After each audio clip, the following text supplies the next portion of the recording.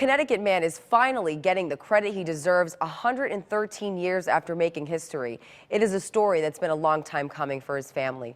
News 8's Brian Spiros has more. Amid all the graves at Lakeview Cemetery in Bridgeport, you'll find the past etched in stone, and one stands out more than the others: the final resting place of Gustav Whitehead. His claim to fame defies history as we know it. On August 14, 1901, Gustave Whitehead flew a half a mile, 40 feet in the air, in Fairfield. That flight was 2 years before the Wright brothers took to the sky, which puts Whitehead in a class all his own. It shows and it spells out that he was indeed first in flight. Whitehead was a native of Germany. He then moved to Connecticut.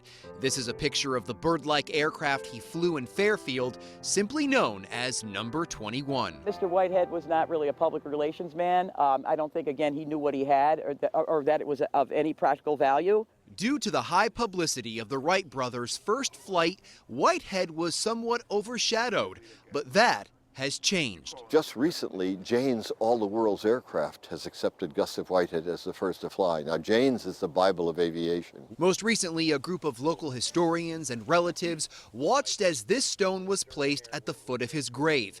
Donated by a local business, it shows Connecticut's acknowledgement of Whitehead's accomplishment. Ken Custerer remembers hearing about the flight at age 12. He didn't really give it much thought then. Believe it or not, he's Whitehead's grandson. I didn't really know how important this was of him making a flight like this. Now it's common knowledge among all three generations. When I was back in elementary school, we were learning about the Wright brothers, and they would say how they were first in flight, and I would tell them that they were wrong, and I got sent to the principal's office because of it. We now know that Whitehead's accomplishment has been acknowledged on an international level as well as locally here in Connecticut.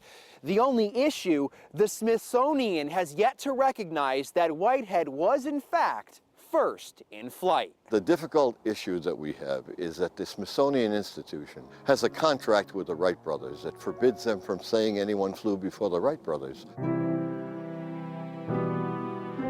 Whether that will change remains uncertain, but for now, this footstone symbolizes one thing. We should give credit where credit is due. Reporting from Bridgeport, Brian Spiros, News 8.